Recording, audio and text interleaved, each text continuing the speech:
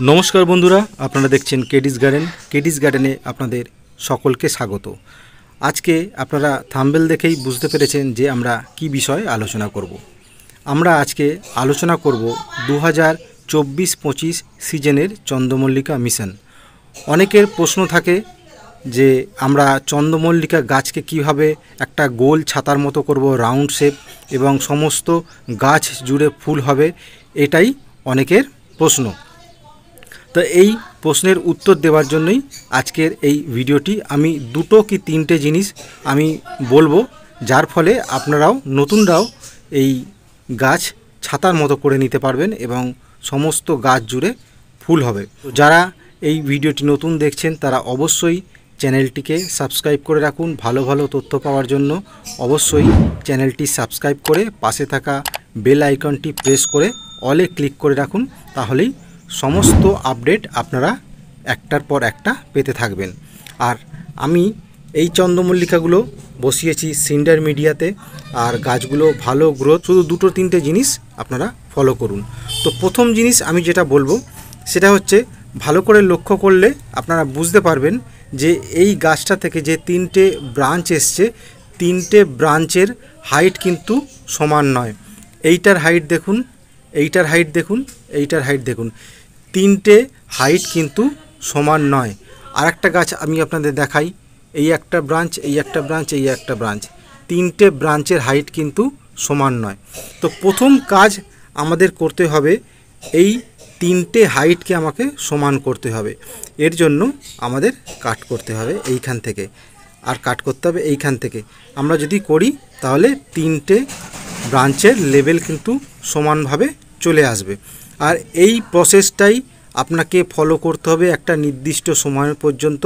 অর্থাৎ যখনই দেখবেন বড় ব্রাঞ্চ সেটা বেশি পিঞ্চিং করবেন, যখনই দেখবেন ছোট ব্রাঞ্চ সেটা অনেক নিচে আছে সেটাকে কিছুদিনের জন্য রেখে দিতে হবে। পরবর্তীকালে সেই ব্রাঞ্চটা যখন আরেকটু হাইট নেবে, অন্যান্য ব্রাঞ্চের সাথে সমান হবে, আমরা তখন সেটাতে পিঞ্চিং করব। এই প্রসেসটা আপনাকে চালিয়ে যেতে হবে একদম শেষ পর্যন্ত। একটা নির্দিষ্ট সময় পর্যন্ত পিঞ্চিং করে তারপর বন্ধ করতে হবে। তাহলেই দেখবেন গাছ আস্তে আস্তে একটা রাউন্ড শেপ নেবে, একটা ছাতার মতো শেপ নেবে। এইটা আপনাদের প্রথম থেকে করতে হবে, একদম চারা বয়স থেকে আপনাকে এটা করতে হবে, যার ফলেই এই ছাতার মতো গাছ হওয়া সম্ভব। আর দ্বিতীয় যে প্রধান যে কাজটা সেটা হচ্ছে, আমরা এই যে গাছগুলোকে পিঞ্চিং করব, আমি বারবার বলছি এইটা একদম মাথায় রাখবেন। গাছ পিঞ্চিং করবেন কখন? যখন 3 দিন আগে খাবার দেবেন। অর্থাৎ আমরা যা খাবার দেব ঠিক তার 3 থেকে 4 দিন পর পিঞ্চিং করব। গাছে আবার নতুন করে যখন খাবার দেব 3 থেকে 4 দিন পর আমরা পিঞ্চিং করব। কারণ পর্যাপ্ত পরিমাণ খাবার যদি মাটিতে বা সিন্ডার মিডিয়াতে বা টবের যে কোনো মিডিয়াতে যদি পর্যাপ্ত খাবার না থাকে, তাহলে একটা পিঞ্চিং থেকে অন্তত 3-4টে ব্রাঞ্চ যে আমরা চাই সেইটা কিন্তু আমরা পাবো না। তো এই দুটো জিনিস আপনারা যদি প্রথম থেকে ফলো করেন তাহলে আপনাদের গাছ খুব সুন্দর এবং রাউন্ড শেপ হয়ে আসবে। কিভাবে গাছের ট্রিটমেন্টটা করব আপনারা দেখে নিন। তার জন্য আমি একটা ব্লেড নিয়েছি, ব্লেডটা ভালো করে পরিষ্কার করে নেবেন বা নতুন ব্লেড ইউজ করবেন। আর এই যে ব্রাঞ্চটা দেখছেন ছোট আছে, ঠিক এই ব্রাঞ্চের লেভেলেই আমি এইখান থেকে কেটে দেব। আর এই যে ব্রাঞ্চটা দেখছেন ঠিক এইখান থেকে আমি কেটে দেব। এবার দেখুন গাছটা একটা সুন্দর লেভেলে চলে এসছে। এই প্রসেসটাই আপনাদের ফলো করতে হবে একটা নির্দিষ্ট সময় পর্যন্ত। আপনারা যতদিন পিঞ্চিং করতে চাইছেন বা ফুল নিতে চাইছেন সেই হিসাবে আপনাদের এই কাজটা করে যেতে হবে। দেখুন আরেকটা গাছ আমি দেখাই, এই যে ব্রাঞ্চটা দেখছেন এই হাইটেই আমি এই সমস্ত ব্রাঞ্চগুলোকে করব। তার জন্য আমাকে করতে হবে কি, এইখান থেকে কাট করতে হবে, এখান থেকে কাট করতে হবে।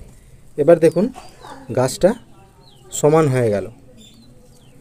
এবার যে অ্যাডভান্টেজের কথাটা আমি বললাম, আমরা যে এই গাছগুলোকে কাট করলাম প্রথম অবস্থায়, এই যে শাখাগুলো আমরা পেলাম, এই যে শাখাগুলো আমরা পেলাম, এটা কিন্তু কোনো ওয়েস্টেজ হবে না, কারণ এই শাখাগুলো দিয়ে আমরা আবার চারা তৈরি করে নিতে হবে। সেই প্রসেসও আমি দেখিয়ে দিচ্ছি যাতে আপনাদের বুঝতে সুবিধে হয় যে এইভাবে কাটিং করার পর আমরা ব্রাঞ্চগুলো ফেলে না দিয়ে আমরা যদি এই ব্রাঞ্চ থেকে আরও নতুন গাছ চারা গাছ তৈরি করে নিতে পারি, তাহলে আমরা আরও একটা অ্যাডভান্টেজ পেয়ে যাব। আমরা এই গাছ আবার বালিতে বসিয়ে নতুন করে চারা গাছ করে আবার নতুন প্ল্যান্টে পরিণত করে নিতে পারবো। তো সেই ভিডিও আপনাদের দেখাচ্ছি, আপনারা একটু ধৈর্য ধরে দেখুন।